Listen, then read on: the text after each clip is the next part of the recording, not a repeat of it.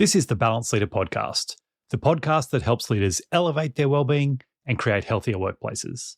My name is Rob Hills, and I am your leadership and wellbeing coach. Today, I want to talk about the transformative power of morning routines. So, what exactly are morning routines, and why do I think they're essential, especially for leaders? Well, let's break it down. Morning routines are a set of actions, habits, and rituals that we do first thing in the morning.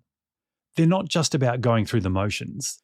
They're about setting the stage for success and well-being in all areas of our life. Now, I know some people wake up, they roll over, they grab their phones, and before they know it, they've lost an hour and it's already time to go to work. Successful people have an intention for what they want to achieve in the morning, and then each day they execute, again and again. As Aristotle once said, we are what we repeatedly do. So each morning, we want to execute those habits that are serving us. I think morning routines are particularly crucial for leaders because they lay the foundation for how we show up in our roles, both at work and at home as well. Think about it. When we start our day on the right foot, we're better equipped to navigate those challenges and opportunities that tend to come our way. And I'm sure as a leader, you have your fair share of challenges and opportunities that you need to navigate. When we take time for ourselves first thing in the morning, it's not a distraction that gnaws at us for the rest of the day. It means we don't get to the end of our workday and then have to find the energy and the time to do the things that matter to us. And I am not repeating the oxygen mask metaphor again. So, what exactly should a morning routine include? Well, that really depends. What are your key priorities at the moment? Are you trying to get fit? Then exercise will feature in your morning routine. Are you writing a book? That means morning pages are on the agenda. You get to design the morning routine that works for you. So, how can we make it happen? Well, as Mark Bunn said in episode 8 of this podcast, a good morning routine actually starts the night before.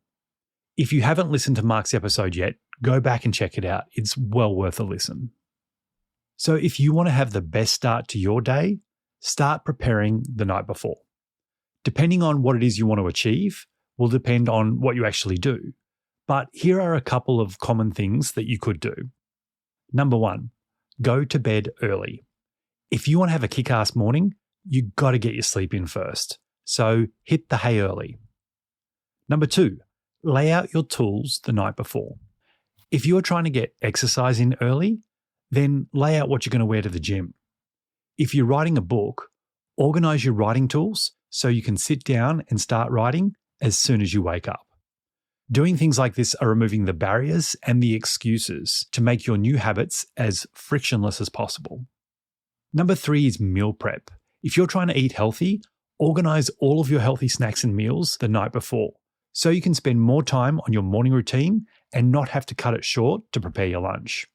Or worse, you run out of time, so you have to buy lunch again. These are just a couple of ways a good nighttime routine can help make your morning routine a lot easier. Now, up to this point, I've basically been saying what everyone else is saying about morning routines. But strap yourself in because I'm about to go off-piste. I believe that most people should have more than one morning routine. Why, you're probably asking yourself, isn't one already enough? Well, I don't know about you, but my Monday is very different to my Wednesday, which is different again to my Saturday and Sunday. Each day has its own set of unique requirements based on the exercise I'm doing, family commitments, or even my work commitments. If I tried to stick to the exact same morning routine every day, I would be setting myself up for failure. So, what do? I have my key priorities, my non-negotiables that have to go in every day, but how I structure it will differ depending on what I've got going on.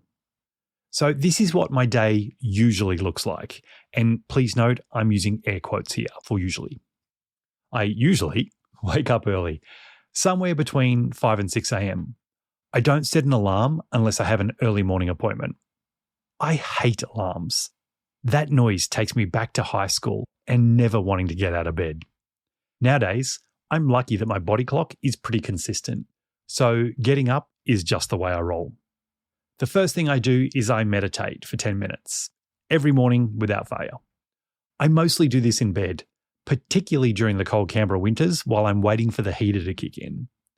Meditation is crucial in helping maintain my mental health, and that's a non-negotiable for me.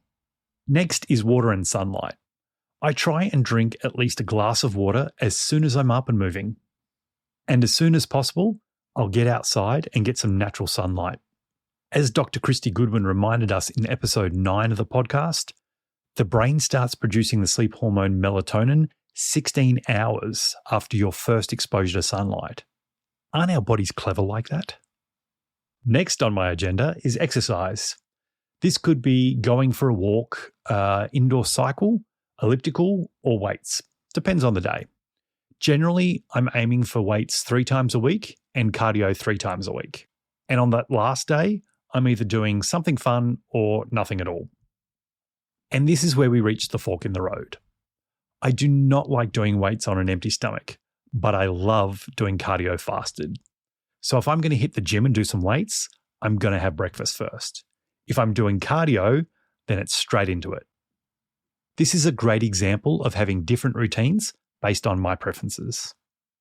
Next up is stretching after exercise. Now, this one's negotiable depending on time. I do have a nighttime stretching routine because I find the older I get, the more grease this tin man seems to need. After that, it's usually time to wake up the kids and get them moving as well. And then finally, it's shower and off to work. That's my bare minimum.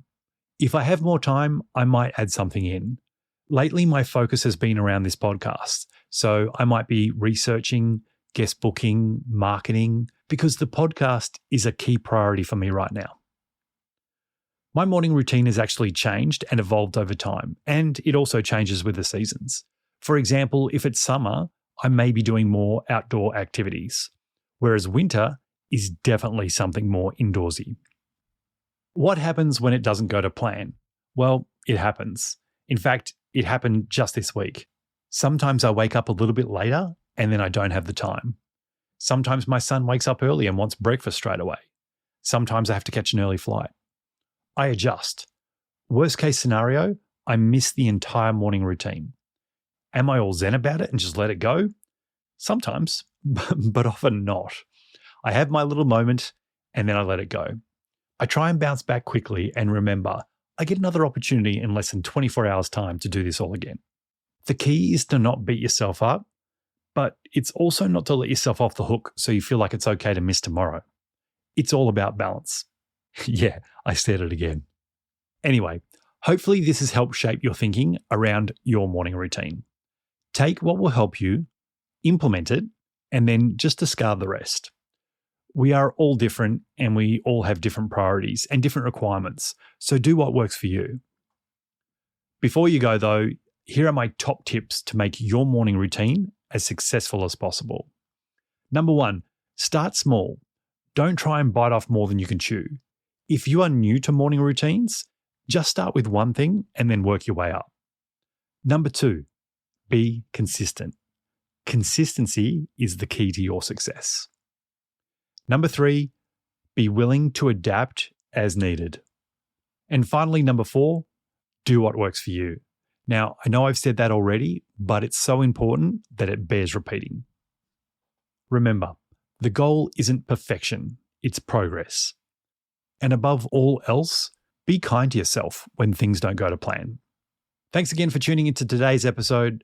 I really hope you found it beneficial. Enjoy the rest of your day, and I look forward to speaking with you next time.